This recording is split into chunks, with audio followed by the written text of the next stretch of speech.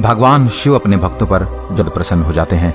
जटाधारी शिव शंकर को प्रसन्न करने में किसी भी मनुष्य को कठिनाई का सामना नहीं करना पड़ता।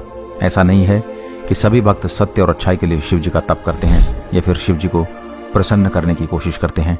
यही वजह है कि कभी कभार भक्तों की कड़ी तपस्या से प्रसन्न होकर उन्हें मनचाहा वरदान देने का खामियाजा स्वयं ईश्वर को भी भुगतना पड़ता है। आज हम पुराणों के माध्यम से एक ऐसी कथा को लेकर आए हैं जो भगवान शिव को ऐसे एक भक्त के प्रकोप से बचने के लिए कैलाश छोड़कर जाना पड़ा था। भस्मासुर नामक राक्षस दुनिया का सबसे ताकतवर असुर बनना चाहता था। वह पृथ्वी का सबसे शक्तिशाली प्राणी बनकर सभी पर शासन करना चाहता था। साथ ही साथ वह शिव का बहुत बड़ा भक्त भी था। वह जानता था कि उसका तप शिव को प्रसन्न कर सकता है, इसलिए शिव से वरदान पाने की लालसा में उसने महादेव की कड़ी तपस्या की। भस्मासुर के अड़िग ध्यान और शिव के लिए किए जा रहे तप ने कैलाश पर्वत पर बैठे भगवान शिव को भी हिला दिया। शिव इस सोच में पड़ गए कि कौन इन्हें इस कदर पुकार रहा है। अपनी दैविक दृष्टि से शिवजी ने देखा कि यह कठोर तप भस्मासुर द्वारा किया जा रहा है। और जब भगवान शिव तपस्या में लीन भस्मासुर के पास पहुंचे और उसे आंखें खोलने के लिए कहा, शिवजी की आवाज सुनकर भस्मासुर का ध्यान टूटा और उसने अपने सामने महादेव को खड़ा पाया।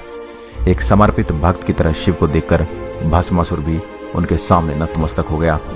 भस्मासुर ने शिव को देखकर कहा, हे ईश्वर, आखिरकार आप आ ही गए। इस पर शिव ने कहा, तुमने मुझे इतनी तन्मयता के साथ याद किया, मुझे तो आना ही था। भगवान शिव ने भस्मासुर से वरदान मांगने को कहा। भस्मासुर यह जान गया था कि महादेव की जो तपस्या उसने की है उसकी तपस्या से भगवान बहुत प्रसन्न हुए हैं। वह सोचने लगा कि वह किसी भी वरदान का हकदार है। इस धारणा के साथ उसने जो वरदान मांगा उसे देना तो स्वयं भोलेनाथ के लिए भी असंभव था। भस्मासुर ने शिव से कहा कि उसे अमृता का वरदान चाहिए, अर्थात वह हमेशा इस पृथ्वी पर रहे और मौत भी उसका कुछ न बिगाड़ सके। इस पर शिव ने कहा, उसकी मांग पूरी तरह से प्रकृति के नियम के खिलाफ है, क्योंकि जिसने भी इस धरती पर जन्म लिया है एक ना दिन उसका अंत निश्चित है। तब भस्मासुर ने शिव जी से कहा कि उसे वरदान दे कि जब भी वह किसी के सिर पर अपना हाथ रखे तो यह व्यक्ति भस्म हो जाए। शिव ने भस्मासुर की बात मान ली, लेकिन भस्मासुर को यह वरदान देना शिव के लिए आफत की पुड़िया बन गया। उसने उस वरदान के दम पर तीनों लोगों पर अपना साम्राज्य फैला दिया। भस्मासुर के डर से देवता, दानव, मानव सभी आतंकित हो चुके थे। तीनों लोगों पर विजय प्राप्ति के पश्चात उसने कैलाश पर अपने कदम रखे। भस्मासुर का अहंकार इतना बढ़ चुका था कि उसने सोचा कि वह खुद ईश्वर हो चुका है। उसने महादेव पर आक्रमण कर दिया। हालांकि भगवान शिव उसे उसी वक्त मृत्यु प्रदान कर सकते थे, पर फिर उन्होंने सोचा कि इससे मेरा वरदान मिथ्या साबित होगा, इसलिए उन्होंने उस वक्त कैलाश छोड़ना उचित समझा। भगवान शिव इसी असमंजस में थे कि वह किस तरह भस्मासुर से छुटकारा पा सकते हैं। इतने में उन्हें पालनहार विष्णु का ध्यान आया। वे विष्णु का स्मरण करने लगे। शिव जी का आह्वान सुनकर भगवान विष्णु उनके सामने उपस्थित हुए और उनकी सहायता करने के लिए प्रतिबद्ध हुए। भस्मासुर शिव जी को ढूंढ ही रहा था कि उनकी नजर में एक बेहद खूबसूरत स्त्री पड़ी। वह स्त्री इतनी आकर्षक थी कि भस्मासुर अपनी सुध बुध खो बैठा। वह भूल गया कि शिव की तलाश क्यों कर रहा था। भस्मासुर एकटक उस स्त्री को निहारता रह गया। उसने इससे पहले इतनी आकर्षक स्त्री को कभी नहीं देखा था। भस्मासुर ने उस खूबसूरत स्त्री से पूछा कि उसका नाम क्या है।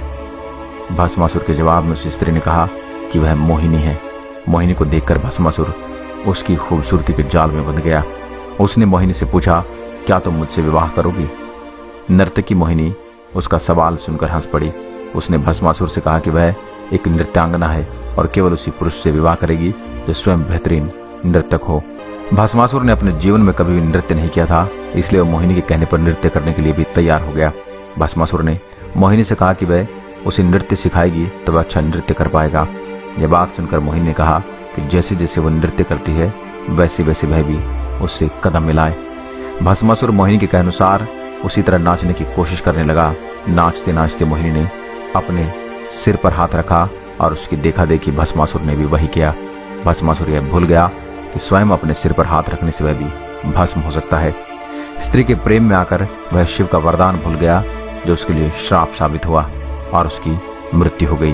दोस्तों, आज के लिए बस इतना ही।